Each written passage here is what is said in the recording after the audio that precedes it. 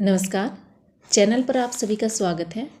आज हम बात करने जा रहे हैं योग के महत्व के बारे में कि योग करने से हम कैसे अपने जीवन को खुशहाल बना सकते हैं और अपने जीवन में एक अच्छी तरीके से जीने का जो सलीका है वो सीख सकते हैं।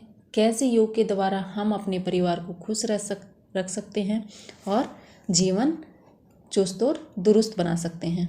तो चलिए बात करते हैं योग के बारे में और योग हमारे जीवन का महत्व कैसे बढ़ा देता है, योग हमें बीमारियों से कैसे मुक्त करता है। तो इन सब के बारे में आज हम बात करेंगे। वीडियो को स्किप नहीं कीजिएगा। अगर पसंद आए तो इसको लाइक और सब्सक्राइब कीजिएगा। आधुनिक व्यायाम सिर्फ शारीरिक लाभ देते हैं, जबकि योग प्राणायाम जैसी भारतीय पद्धतियों में मानसिक और आध्यात्मिक लाभ भी है। इसलिए दुनिया भर के जानकारों ने हमारी पारंपरिक वर्जिश का लोहा माना है। दुनिया तेजी से विकसित होती गई, हमने आधुनिकता का जामा पहन लिया।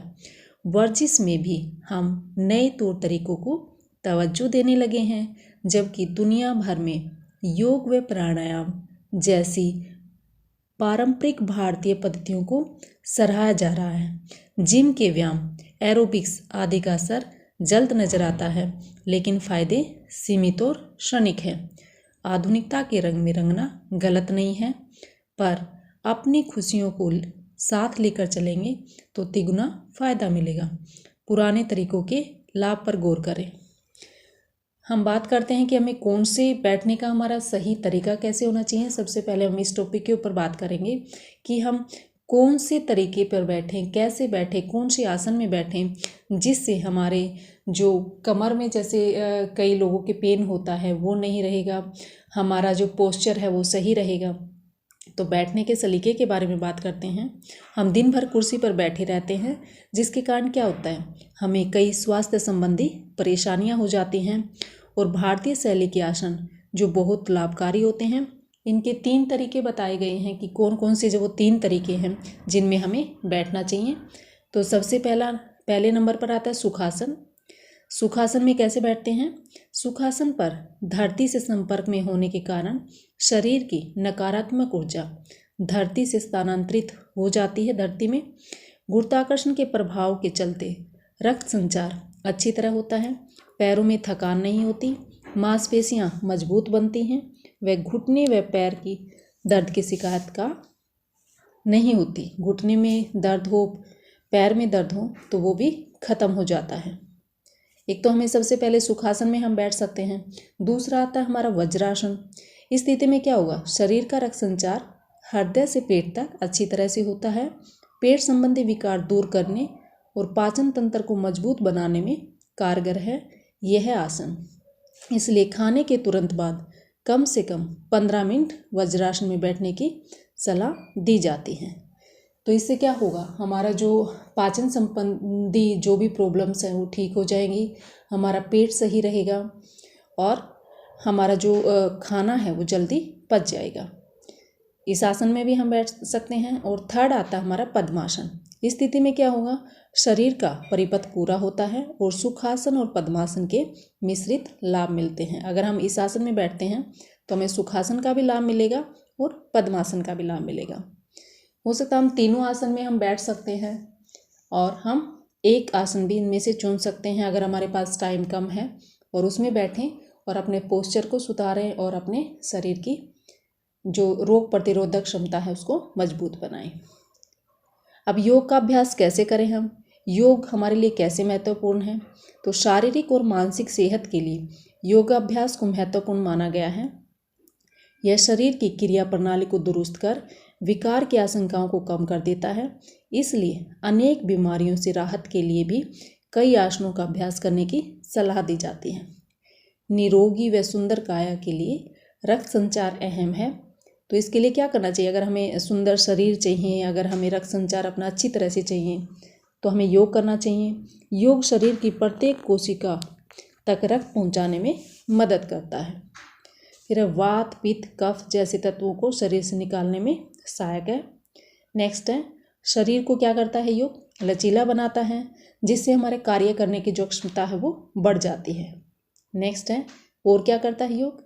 शरीर की रोग प्रतिरोधक क्षमता में क्या करता है? विकास करता है, जिससे हमारा रोगों से लड़ने की जो पावर है वो बढ़ जाती है। अब आता है हमारा मुद्राओं का क्या असर होता है हमारा बॉडी के ऊपर, शरीर के ऊपर। जैसे कि हम आसन और प्राणायाम के दौरान हाथों की उंगलियों को अलग अलग मुद्राओं में रखने की सलाह दी जाती है। इसके भी मायने गहरे हैं। मानव शरीर का निर्माण 5 तत्वों से मिलकर हुआ है। हमारी 5 उंगलियां इन्हीं तत्वों का प्रतिनिधित्व करती हैं। इसलिए आसन के दौरान अपनाई जाने वाली अलग अलग मुद्राएं ध्यान, वायु, शून्य आदि 5 तत्वों की मात्रा का संतुलन बनाए रखने में भी योग महत्वपूर्ण भूमिका निभाता है। अब बात आती है प्राणायाम की। प्राणायाम हमारे लिए कैसे महत्वपूर्ण है? तो प्राणायाम के लाभ के बारे में श्री मनु स्वामी ने क्या कहा है? अग्नि में तपने से जैसे धातुओं का विकार, मल व खराब अंश नष्ट हो जाते हैं, वैसे ही प्राणों इट मीन्स प्राणायाम के अभ्यास से मनुष्य के शरीर से विकार, मल तत्व और अपशिष्ट नष्ट हो जाते हैं। इससे मनुष्य का शरीर शुद्ध और बीमारियों से मुक्त हो जाता है। प्राणायाम के कारण फेफड़ों की शक्ति बढ़ती है और शरीर के प्रत्येक अंग तक शुद्ध रक्त का संचार होता है। और क्या फायदा है?